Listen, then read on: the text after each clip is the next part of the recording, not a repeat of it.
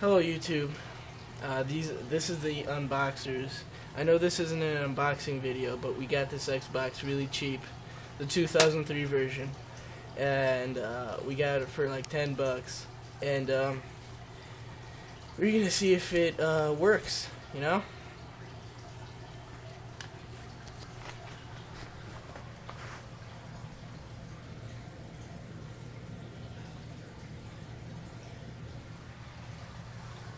And there you go, you got the beautiful red full ring of death.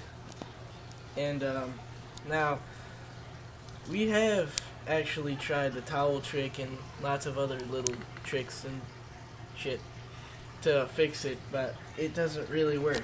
So I think we got something that might work for you. We've tried this on previous Xboxes before, so what I recommend using for this is a very nice fragrance called Axe Kilo. You can see that. It's green stuff. You shake it, kind of spray it in there.